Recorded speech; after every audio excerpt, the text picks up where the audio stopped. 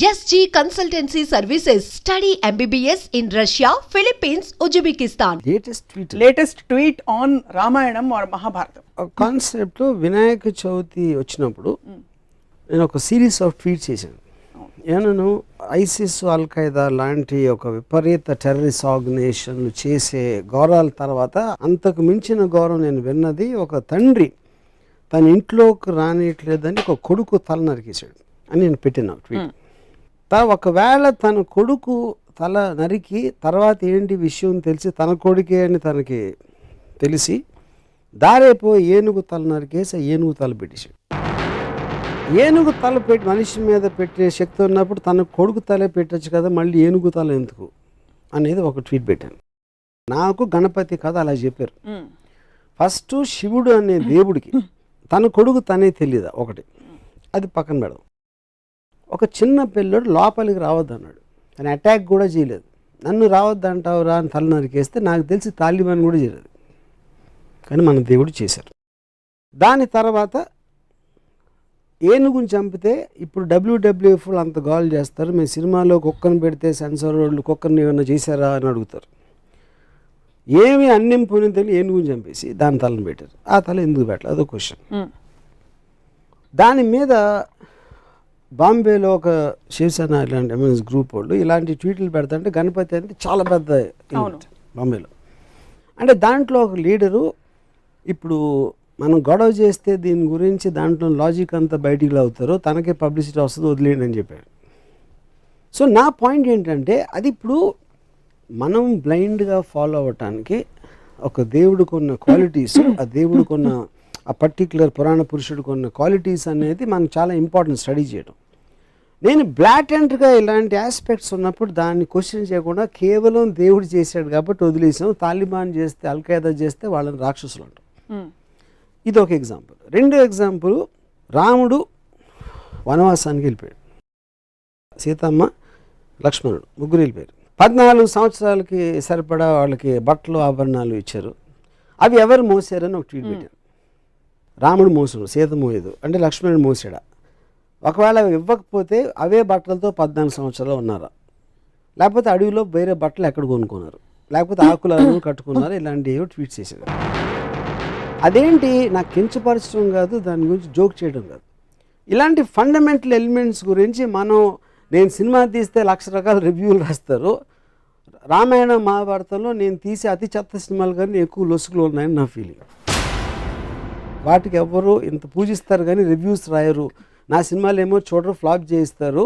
ఆ జలసీ తోటి నా మనసులోంచి వచ్చిన ఒక ఆక్రోషం నుంచి ఆ ట్వీట్స్ వచ్చాయి. ఇక్కడ కార్ ఆన్ చేస్తే అక్కడ డోర్ తీస్తారు, మధ్యలో కార్ ఆగిపోయిందా, పెట్రోల్ పోయించాడా, ఈ డీటెయిల్స్ అన్ని మీరు చూపించారు కదా మీ సినిమాలో. నా పాయింట్, ఒక ఫాదర్ కొడుకు తల నరికేయటానికి కారు ఆపేశాడు, పెట్రోల్, ఎంత చిన్న ఎగ్జాంపుల్, అది సరిపోతుందా? అంటే దానికి దీనికి పోలిస్తే మీ గురించి నాకు అర్థమవుతుంది.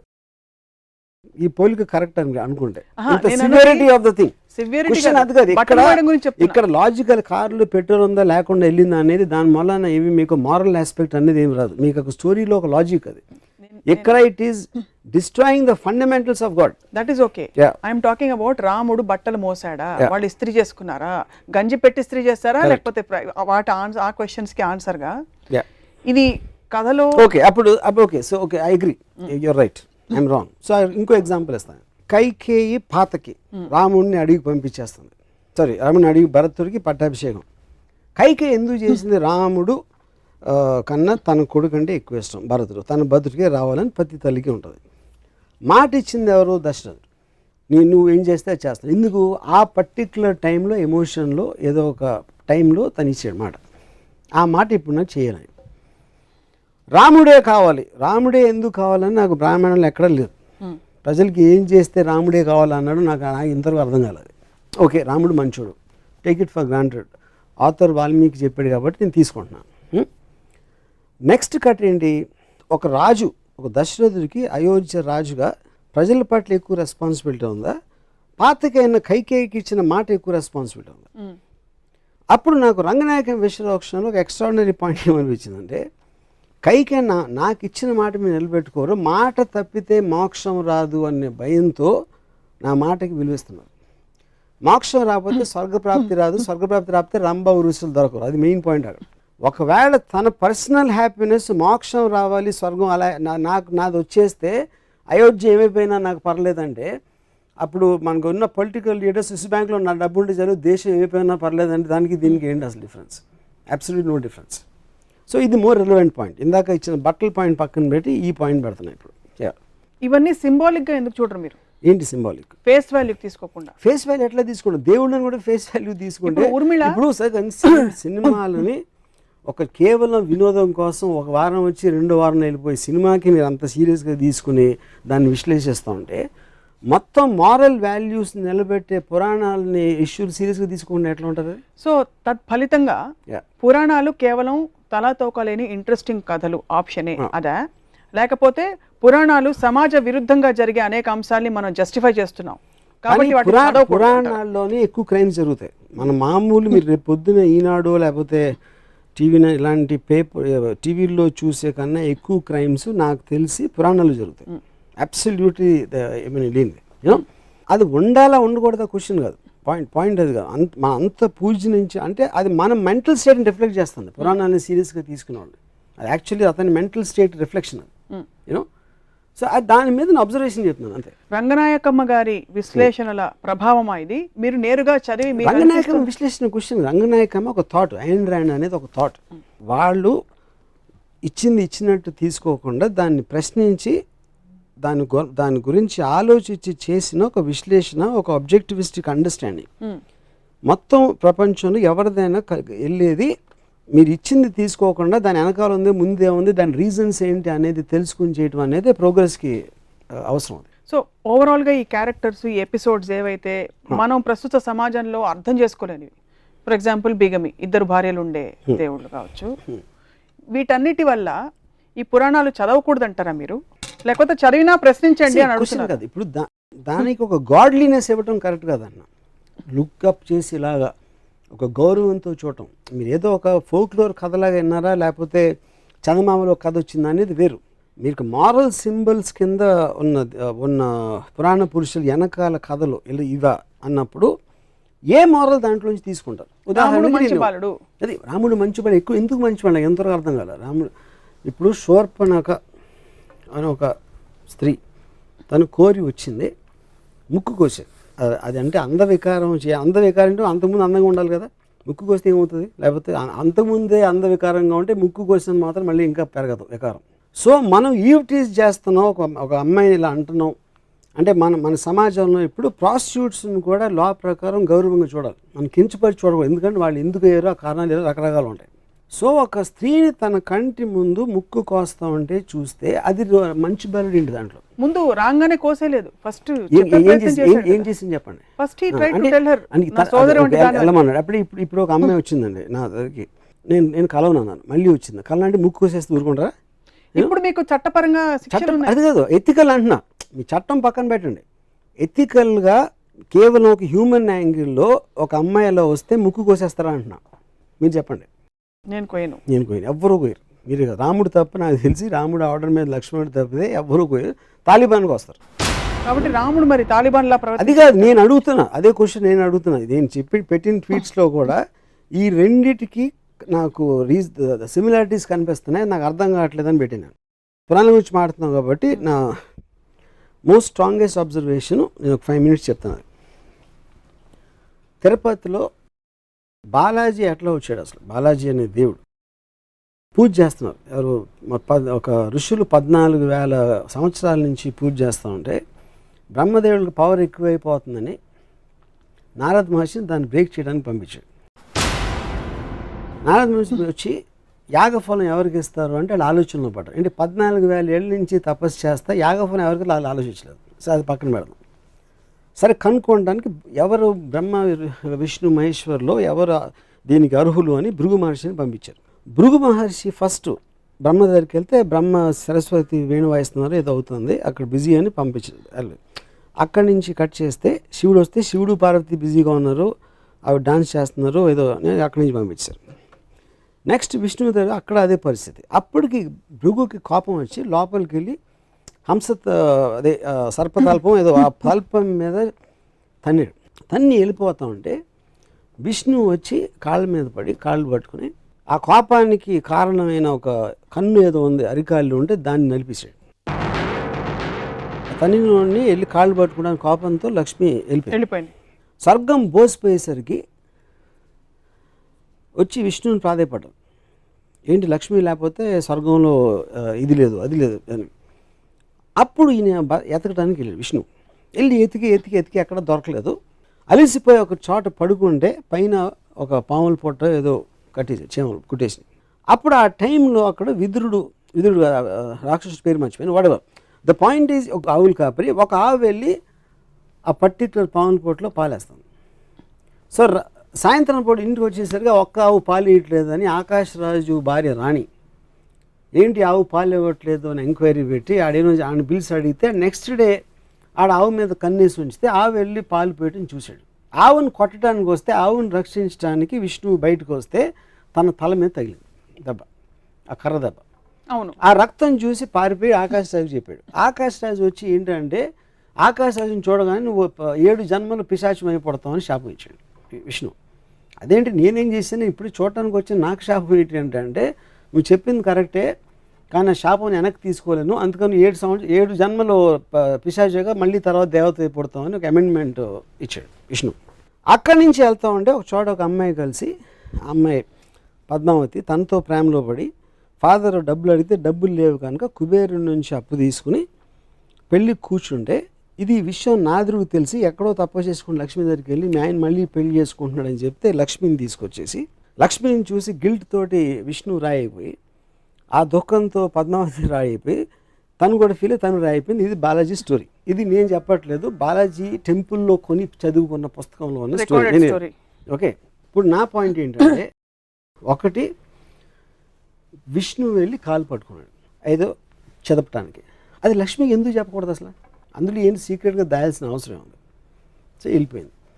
ఈయన ఎప్పుడు ఈ నెల ఇమీడియట్గా భార్య వెళ్ళిపోయిందంటే రూమ్ నుంచి బయటకు వెళ్ళిందా అక్కడి నుంచి దూకేసిందా ఏంటి నాకు ఎగ్జిట్ అది నాకు అర్థం కాదు. ఓకే, వీళ్ళు వచ్చి స్వర్గం అంతా బోసిపోయింది లక్ష్మీదేవిని తీసుకురావాలని ఎంక్వైరీ అని రిక్వెస్ట్ మీద తను వెళ్తున్నాడు కానీ తనలోంచి వచ్చింది కాదు. ఒకటి వచ్చి మొత్తం అంతా ఎత్తికాడు కనపడక పడుకున్నాడు. నారదుడికి మాత్రం ఒక నిమిషంలో తెలిసింది ఎక్కడ ఉన్నాడు అని. మన పాత సినిమాలు 70s సినిమాల్లో ఉంటాయి ఇలాంటి స్టోరీస్ అని. సో ఇందులో ఏ విధంగా కూడా తను చేసిందంటూ ఆకాశరాజు అడిగిన దానికి ఆకాశరాజు వస్తే 7 జన్మలు శాపం అవటం ఏంటి అసలు మీనింగ్ ఏంటది? అక్కడి నుంచి పద్మావతి అంటే ఉన్న భార్య తప్పిపోయింది లేకపోతే కనపడట్లేదు అలాంటి ఎలిమెంట్లో వెళ్ళి పద్మావతితో లవ్లో పడి కట్నం కోసం డబ్బులు అడిగి మనమే అంటే అలాంటి స్టోరీ అంత పూజించదగిన దేవుడికి ప్రపంచంలో ఎక్కడైనా ఉంటుందని నాకు డౌట్, ఎక్కడ తప్ప యూనో. సో నేనేమంటున్నాను, ఒక రోల్ మోడల్ గాంధీ గారు ఇలా చేశారు. ఆయన మొత్తం ఇంట్లో అంతా వదిలేసి ఆయన పూర్ పీపుల్కి లేదు కాబట్టి ఆయన ఒక ధోతి ఏదో కట్టుకుని పైన ఏమీ లేకుండా ఆయన చేశారు. ఇంకో ఫలానా లీడర్ ఏదో చేశాడు, ఇంకోటి ఎవరు ఏదో చేశారు. ఇలా రోల్ మోడల్స్ అనేవి వాళ్ళు చేసినట్టు మనం చేయాలి, మనం కూడా అంత ఎత్తుకు ఎదగడానికి ట్రై చేయాలి అనేది రోల్ మోడల్. అది పురాణ పురుషుడు అవ్వచ్చు, లేకపోతే పొలిటికల్ లీడర్ అవ్వచ్చు, లేకపోతే ఒక ప్రజానాయకుడు వాటెవర్ రిబెల్ లీడర్ అవ్వచ్చు. ఏ మాత్రం అసలు రోల్ మోడల్గా సృష్టించడానికి అనేది లేని వాళ్ళని నేను ఇక్కడే చూశాను. ఇది కేవలం హిందూ పురాణాలేనా అన్ని మతాల పురాణాలు? నాకు తెలిసిన పురాణాలు హిందూ తప్పితే నేను ఎక్కడ చూడలేదు. సో రామాయణం మహాభారతం రెండిట్లో మీ దృష్టిలో ఏది ఎక్కువ అబ్జెక్షనబుల్ అంటారు లేక ఎక్కువ కాన్ఫ్లిక్ట్? నాకు మహాభారతం అనేది నన్ను పూజించమని నాకు ఎప్పుడు చెప్పలే. Ramayanam is different. రామాయణం అనేది ఒక దేవుడు, రామాయణం బాలాజీ గణపతి అది డిఫరెంట్. మహాభారతం అనేది ఒక కథలాగా వచ్చింది. కౌరవులు పాండవులు కజిన్స్ వాళ్ళు పొలిటికల్ ఆస్పెక్ట్స్ వాళ్ళు కొట్టుకుంటున్నారు. ఒక శ్రీకృష్ణుడు అనే క్యారెక్టరు ఇంకో పాల నుంచి ఇక్కడికి వచ్చాడు కాబట్టి ఒక దైవత్వం అనేదానికి ఒక చిన్న ఎలిమెంట్ ఉంది. Otherwise it's normal story. నాకు అది భగవద్గీత అవన్నీ కూడా కాదు. భగవద్గీత మీకు కనిపించదు అందులో? భగవద్గీత ఉంది కానీ పాయింట్ ఈజ్ భగవద్గీత అనేది నేను అసలు చదవలేదు మహాభారతం మొత్తం. మిగతా అంతటితో చూస్తే అది ఒకటే non interesting part. So me disappointment I know what Bhagavad Gita is about. Me disappointment అంతా ఇంత పెద్ద పెద్ద దేవుళ్ళ పురాణ పురుషులు అనేది రోల్ మోడల్స్ వాళ్ళకి ఆ క్వాలిటీస్ ఉన్నాయా లేదా అని నా క్వశ్చన్. ఎలాంటి క్వాలిటీస్ ఉండాలి? ఇప్పుడు చెప్పాను కదా, అంటే మీరు చెప్పినవి ఇవన్నీ అంటే వాళ్ళకి they should be superior human beings.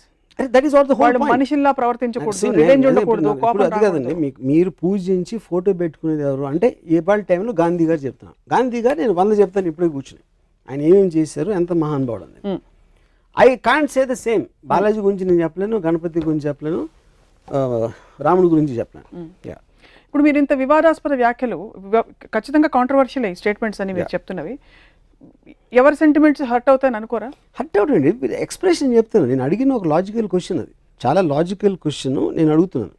దానికి answer I also want to hear. I'm very curious to hear. నమ్మే భక్తులకి డీటెయిల్స్ అనే అవసరం లేదు, వాళ్ళకి అవసరం లేదు, వాళ్ళు చేయకూడదు నేను చెప్పట్లా. నేను ఒక స్వతంత్ర పౌరుడిగా నాలోంచి వచ్చిన ఒక డౌట్ని ఎక్స్ప్రెస్ చేస్తున్నాను అంతే. ఇప్పుడు ఎలా అయితే మీరు డౌట్లు ఎక్స్ప్రెస్ చేస్తున్నారో స్వతంత్ర పౌరుడిగా, ఆబ్జెక్టివ్ సోషియో సైంటిస్ట్గా, పురాణాల్లో ఉండే మంచి విషయాలు ఏమైనా తెలుసుకున్నారా? అంటే is there anything that inspires you in the Puranas, any character? నేను చదివినంత నాకు ఎక్కడ కనపడలేదు. ఎక్కడ అంటే ఏంటి, బాగుండాలి, అందరినీ బాగా చూసుకోవాలి, భార్యని సతీమణి అని చూసుకోవాలి, భార్య ఏంటి, లేకపోతే తమ్ముడు అన్నయ్యను కొలవాలి, అలాంటి ఏమంటుందని ఏబిసిడీలు చిన్నప్పుడు హ్యాండ్ రైటింగ్ బుక్స్లో ఉండే అడ్వైజులు అయ్యే అనుకుంటే ఓకే, అవేవి మిమ్మల్ని కానీ అవి ఉన్నాయి.